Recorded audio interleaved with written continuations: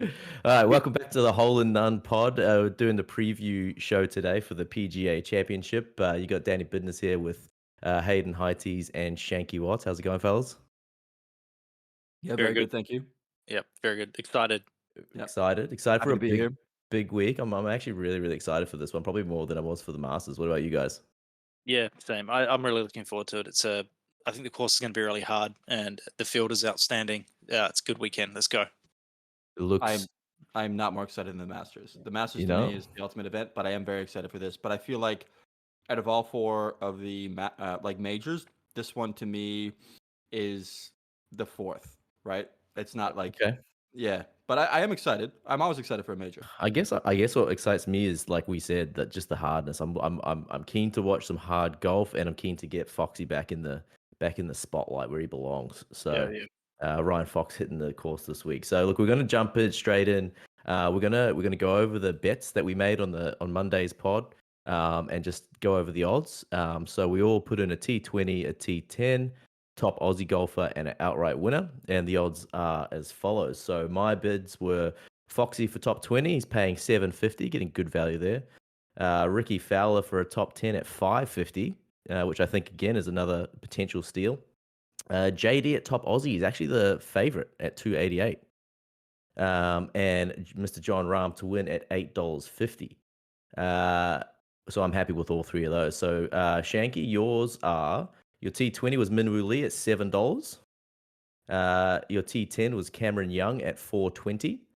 And your top Aussie was Adam Scott at 550. And your outright winner is JT at $26. What do you think about those odds? I like them. Good value in all those. Good value. Look, Not JT's changing going any? to get pushed out, I think, to 29. Yeah, well, he's it's a good return. You'll be able to take the lead if he can bring that one home for you, I just Shanky. need one, baby. I just need one. You just need one. That's right. And then Mr. High Tees, we've got Morikawa at T20. You actually seem to have taken the safest route. You've got Morikawa at T20 for 250. I You got got more on that. you got JT for a T10 at 375. You've got Adam Scott again as a top Aussie at 550, and you've got Mr. Scotty at 850 outright. Playing it safe this week, I like it. Very good odds though, good money to be made there. How do you feel about those odds? Yeah, I've done a bit more digging, and I've got way more on Morikawa for you later in the pod. So Great, feeling awesome. good. Are you happy with the odds? We're not changing any. Love it. Great, awesome. All right, we're going to move straight into what we're calling just our three value picks. So we're each going to go over what we've looked through the odds and where we think we've found some value for the punters out there. I'm going to do mine 3-1. So my number one value will be the last one. So I've got an honorable mention though. My first honorable mention is a hole in one for anybody is $101. I've got a feeling someone's going to get a hole in one if you can jag the right person. I've actually already laid a bet, which I'll reveal later, for a hole in one. Yeah, I can't remember which hole it is. One of them's about 130 meters. Like, Exactly. yeah. I don't mind that. Exactly. So I'll tell you who I bet on at the end of this. But basically, in the three spot for me, I've got the top USA golfer, either JT or DJ, is $15 or $16 respectively. I think that's really good value for JT or DJ to be the top American, assuming that someone else wins it.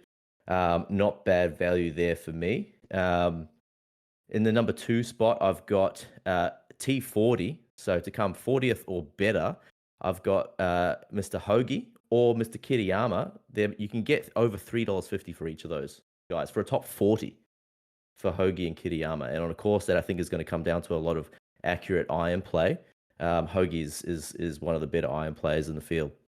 And my number one pick off the back of Monday's pod, actually, and I have been backing in the last couple of weeks, is Tyrrell Hatton outright winner at $41. Yeah. $41 for Hatton to win. And that also leads into my hole in one bet that I put on. I've got Hatton for a hole in one at $101. And I've laid that bet already. So that's my pick. So we'll head over to Mr. Hayden Highties. What are your three value picks for the week?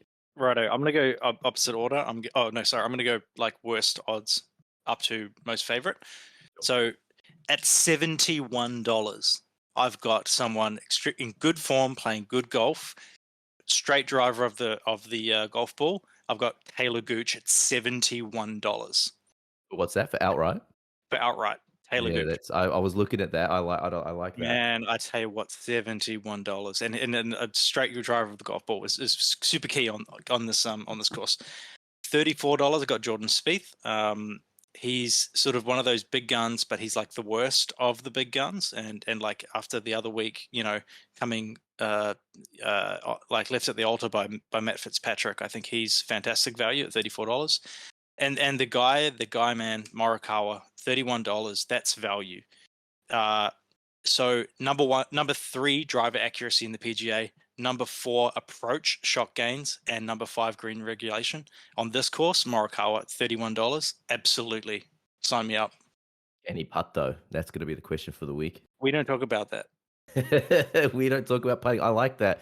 Good stats there. Morikawa was known for his iron play, right? So Absolutely. and what do you say? $31 for Morikawa, was it? $31. Not bad. Not bad at all. Yep. What about yourself, Mr. Shanky Watts? What do we got? What do we got from your end? All right, I got some calls here way out of left field. And to premise, I came into this late, so I'm kind of just finding some now. But I'll tell you what, I think starting off leader after round 1, right, which I think is got I a love lot these of. bets. I love these bets. I think this is a lot of value. Patrick Cantlay. The Mm. type of course, I was course this is, the type of golf that Cantlay plays, I can easily see him being in the lead after round 1. I am surprised you did not say your boy Tommy. Nah, Leader after round 1. If anyone can lead after round 1 and then do nothing, it's your boy. I love this. Suffocating golf course, suffocating golfer. Yes. Oh, could you imagine how slow it's going to be? All right, keep going. Number 2, let's go. All right, number 2, Holin One. All right, Shane Lowry. The man can just find a hole. Yeah. I think he can do it if anyone can. Was it the players last year he did it? Or he did it in a major last year, didn't he? He got a hole in one? Yeah, I think he'll do it, and he'll finish a solid T40.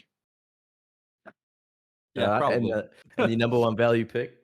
Outright betting. I think this person has a lot of value at the moment in outright betting. Actually, sorry, it wasn't outright betting. It was top 10. Matt Fitzpatrick. I think he's being overlooked at the moment. He just came off a win. I know he didn't. I know he wasn't at the last tournament, and I don't think he played that well the tournament before that. But I think, especially since he took the last week off, he could find his form again. So I'm going Matty Fitzpatrick, top 10. Okay, Nice. I like it. I like it. Yeah, these are some good value picks, and when it comes to the majors, I always put a few coins down on it, and I'll probably be doing that tonight after a few drinks. So we're gonna move over to the course itself. So we've got a harder course this year, different course from last year. But Hayden, do you want to run us through? Can I just say something before we move on? That if you are placing coin, please place it responsibly. Do not go beyond your means. That's all I'll say. You know me. That's all I'll do. Yeah, there you go. Keeping us in line. Hayden, tell us about what is it? Oak Hill. Yeah, okay. So a fair bit. I won't go long on it. I'm just going to sort of touch on some bullet points and sort of work through it. So fair bit of history there. We've got US Opens, PGA Championships. There's a Ryder Cup, probably the worst Ryder Cup in US history. Haunts them to this day.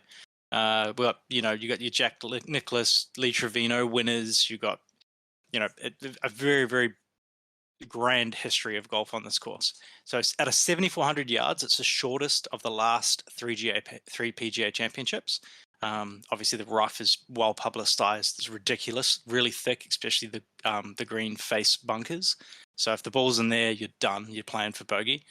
The green shapes are pretty cool. They're like these square, rectangular, weird, rounded shapes, which is really, really different. It has probably the hardest home stretch in golf. 16, 17, 18 is horrendous. So looking at the course itself, I think that straight drivers and good approach play, those players will excel. So if you're in the rough, you're in trouble. So if you're spraying driver, no good. That's why I think Morikawa is going to be good. I think I was reading the 2nd, 12th, and 14th are short par 4s, and they play uphill, but those are where you're going to get your birdies. personally, I'm not a big fan of the 500-yard par 4 18th, and I think the 17th and 16th are very close. So basically, whoever birdies, the 15th or 16th on the last day is probably going to win. There's no real, it'll be a miracle to sort of chase someone down over the last stretch. So I'm not a big fan of that myself, but that's what it is. But yeah, I think the winner will be whoever is leading in the 16th on the last day. Some facts about the Grand Slam. Jordan Spieth, if he takes it out, that is his career Grand Slam of majors. JT, obviously the defender. We've got Liv Golf out in force. We've got 2-time winner Koepka, who's like he should be a top 10, I would say. And if Scotty wins this weekend, he goes back to number 1. So much crazy stuff happening. So yeah, I like it. And Shanky, you had a take on Spieth this morning when we were having a chat. You want to share that?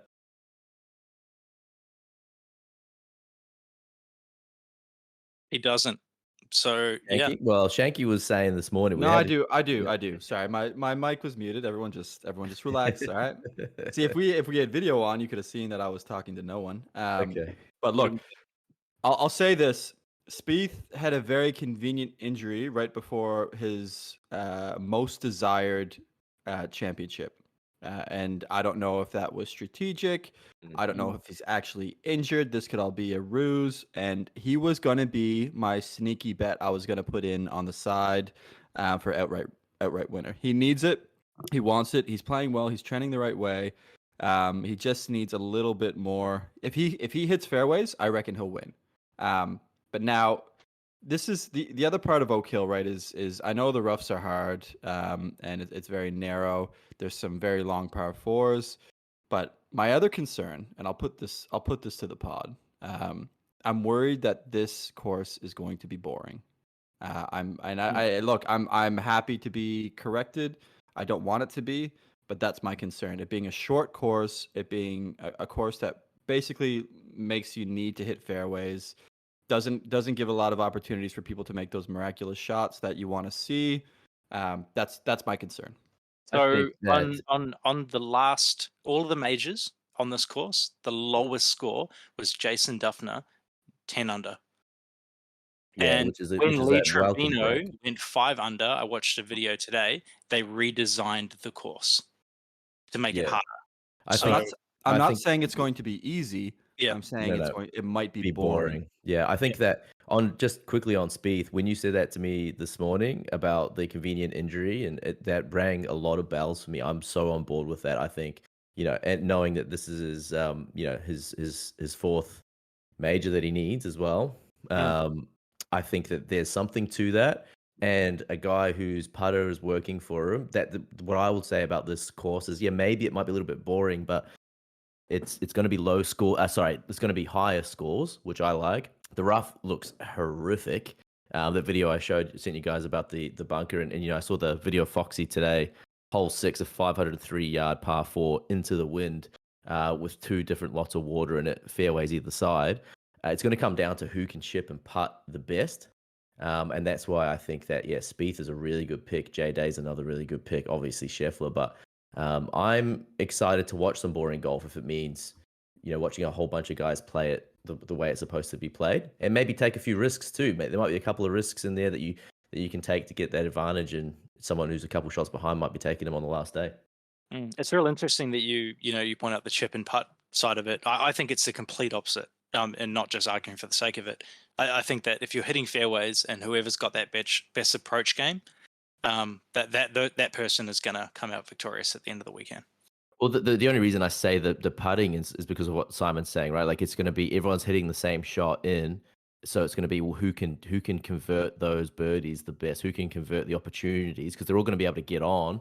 But once you're on, who can sink the putt? Who can? Yeah. Well, I mean, one of the other stats I saw today, and not messing with your boy Terrell, I'm really sorry. He has highest percentage miss left in the entire PGA. So he'll be right. Just saying, like that. That's needs to get. If he gets one hole in one, then it's paid for itself. So he's in for one. He's in for one. I've got a feeling. The 3rd hole is a 230-yard par 3. So So, if it's trying to head into the wind, it was like a oof, 3-wood. Just a nice Yeah. and easy 7-iron there. just a nice easy 7-iron for your boy Bryson. All of the par threes are quite long, actually. We said there was a short one, right? Yeah, A there's one short really par short one. three. There's a 245-yard par three. That's not short. Mm. That's actually really long. 155, the whole 15, 155 yard. That's as short as it gets. So it goes 155, and then there's a short par 4, like 440 meters, 440 yards, sorry. And then basically it's 500-meter par 4s. I do like those square greens. They do look kind of cool, don't they? They're a little bit different. Yeah, It's something a they little do. different. But I like then the question is I don't know if that makes them easier or not. Like you know what I mean? Like I can. But I you can don't know see how the undulation on it, right? They could be like hilly as hell. Yeah. I know that. Yeah. I'm just saying. Like I don't know whether or not Oof. that having a square green versus a circular one, mentally, if that messes with the golfers more, if they're Yeah. like, oh yeah, just put it in the corner, I'll just let it, whereas Yeah, the yeah. circle one's like, oh, I could easily fall off any of the sides, I'll be a bit more safe. I don't know. Well, It's interesting. if you They look look at that, extremely well defended. if you look at There's that, there's false fronts, there's shadow bunkers, there's all kinds of stuff. It looks the greens look like defended like Fort Knox. It's crazy. that 15th hole, if you're looking at the straight down view over the green on the website, the bunker next to it looks like a small cliff. So it's yeah, this looks cool. This looks really cool. I'm excited. I'm just playing devil's advocate for some of these things. I want this to be a really good tournament. I hope Yeah. the course is challenging and exciting. But we'll see. We'll see how they challenge. Like I hope it doesn't just turn into I'll hit it as far as I can and try to scrounge something once I'm close enough. That's the only concern, right? But maybe the shorter course will make it. You have to make a choice, right? Like maybe it's not just driver every hole. Maybe they have to pull out the 3-wood or off the tee with an iron. Let's sort of see how they play it. I might even look for a Bryson to miss the cut. Like he can't control his driver. like that. think. He doesn't Yeah, seem I like think- he can control anything at the moment. absolutely. No, I like that. All right, so that's the course. It looks great. Looking forward to it. What's we're gonna do one player to watch each, and even though he's already been shit on by someone on the pod today already, and sort of G'd up as well, my player to watch at $67 to win was actually one Shane Lowry because of his ability to chip and putt and his iron play. So Shane Lowry is my player to watch. What about yourself, Shanky? I mean, it was going to be Spieth, but you kind of called me out a bit early. Sorry, I apologize. He was That's all right. yours. You did call me this morning, and you did say you had a feeling, so I'll give you that. Player to watch, Jordan Spieth. I like it. High tees. Look, I've said it 3 times, and we're going to make it number 4. We're going to go with Morikawa. This is tailor-made. Like this course is tailor-made for his game. Highest fairways hit. It's tailor-made for him to get on the green and make putts. If he can't have a good showing here, there's big concerns for Morikawa. You know what? That's convinced me to put on a Morikawa to miss the cut bet. So you've convinced me. Thank you. I appreciate it. He's Morikawa, probably got one on himself. Morikawa to miss the cut. Let's go. No one wants that. Don't put that out in the atmosphere, Daniel. You know what? I'm here to cause a disruption, and I think that it would only be fitting if I put that bet on. So I'm gonna have a look at what it's paying, and it'll probably pay pretty good. Here we go to miss the cut. Phil Mickelson is leading the field to miss the cut. That's a bit rough. Yeah. Your boy Bryson's $1.70, so someone's already onto that one, unfortunately. Who are we looking for? Morikawa to miss the cut? Well, he's paying quite well because I still haven't found him. Mate, he's the favorite now. Your boy Tommy, $3 to miss the cut. Here we go. Morikawa, $4 to miss the cut. It's a value bet. There's no way Fleetwood's missing the cut. Not a chance. He's playing too well. No, he's going to be the leader after day one and then miss the cut. I wonder what the odds on that are. You put money on if you put money on that, you better. Yeah. All right, awesome. Anyone anything else on the PGA from you boys? All good. All good. For all the listeners out there, anyone taking our advice, we take no liability for any loss followed by a 3. That's right. Gamble responsibly. So I guess we're going to do this kind of pod on the Wednesday, Thursday night, and then back to our recaps on Monday. Yeah, and I think we're sort of deciding whether we'll do these for every event or elevated events and majors. Maybe we'll see how we go. But yeah, thanks for listening. Peace out. Peace.